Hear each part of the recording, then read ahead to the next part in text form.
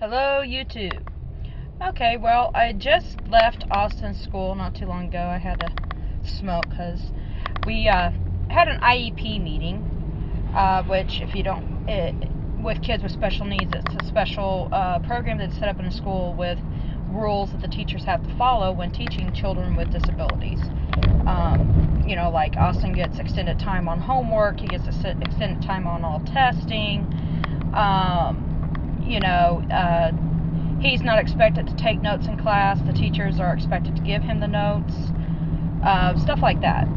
So anyway, Austin is doing exceptionally well, and I'm so proud of him. In all of his classes, he's carrying good grades, except for one, and that is math. And I have been telling them for years now that Austin is struggling in math because he missed key elements of math. And what I mean when I say miss is Austin went to Bishop Larkin, which was a private Catholic school, from 3rd grade to the beginning of 5th grade. And then Austin was diagnosed with Asperger's syndrome, which is on the autism spectrum. And they came to me. They could no longer keep Austin in the school because they had no way to deal with his disability. So I took Austin out of that school and put him into the public elementary school that he was zoned for. He spent 3 weeks in the public elementary school and nothing was done then. They didn't bother to set him up an IEP. He was in trouble by the teachers for not staying focused, for staying in class, for getting up and walking out of class. He was always in trouble for something. So I pulled him out of the public school and put him into Huntington Learning Center. He stayed in Huntington Learning Center until the end of the 5th grade period. And then he went back into public school in 6th grade on level for 6th grade.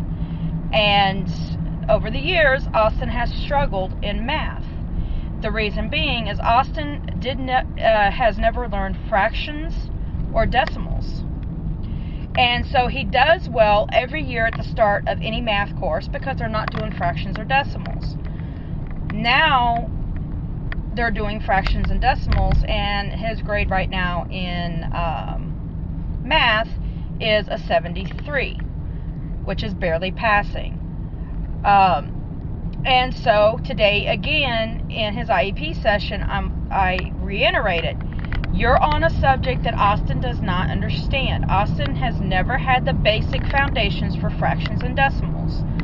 So, and I'm like, this is the last time I'm telling you guys are failing him. You're not doing what the IEP is designed to do, which is strengthen this child in areas that he is lacking.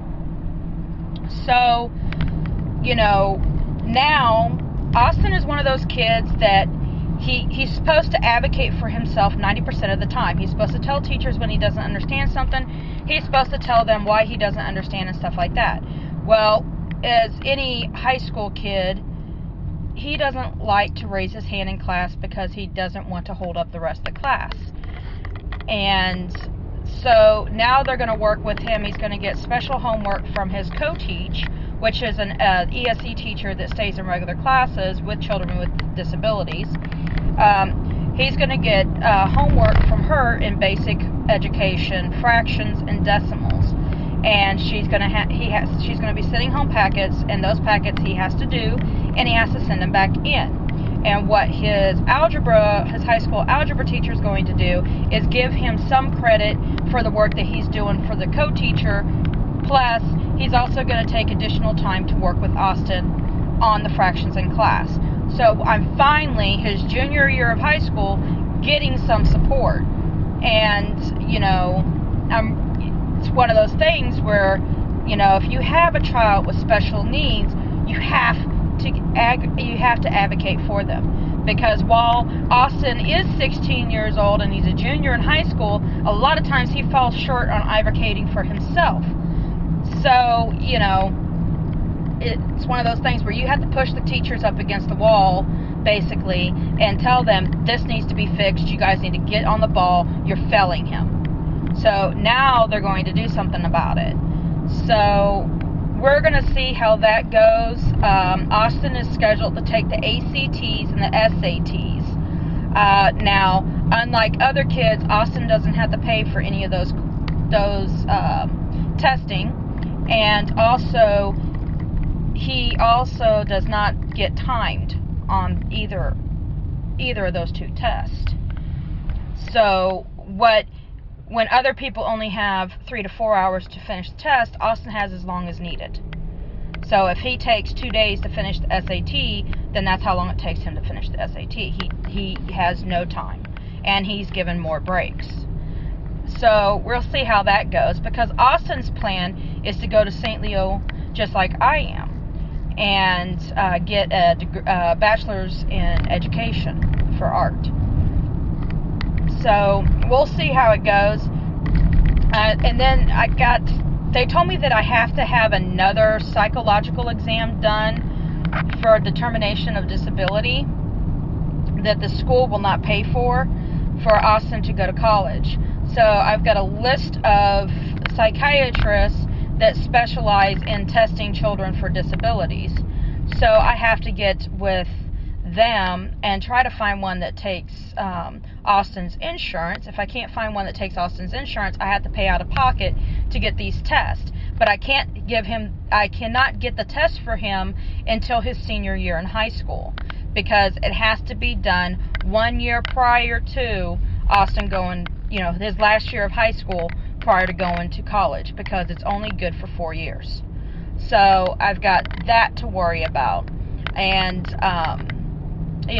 with St. Leo, I also have to, get it declared that Austin cannot be in a dorm room with other kids. He has to have a dorm room to himself, and stuff like that. So I'm a little stressed. And everybody, I know that he's only a junior, and I know I still have a whole nother year, but when I get things like this, I feel like, I've got to do it now. I've got to get it done now, because if I don't get it done now, number one, I'll forget because life gets in the way.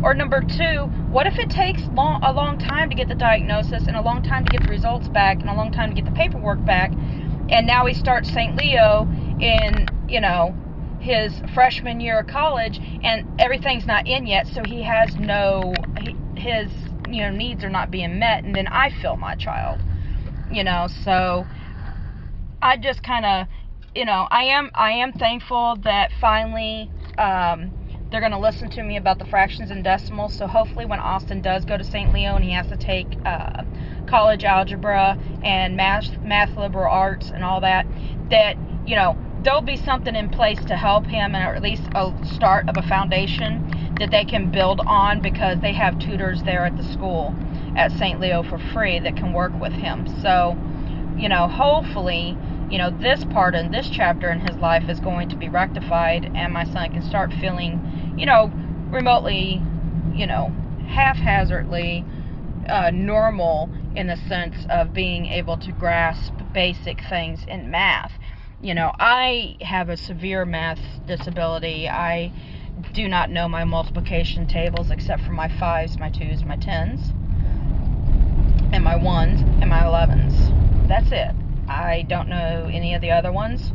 I have never been able to learn my other multiplication tables. And my son was blessed. He knows all of his multiplication tables. Multiplication to him is very easy. So I think with my child that he will do well in math once he gets this foundation done. But anyway, well, this is my little rant for the day. Thank you guys for subscribing. Comment back if you guys have any questions or anything. Just comment or send me a message. Alright, I love you all. Keep watching. I'll talk to you guys later. Bye.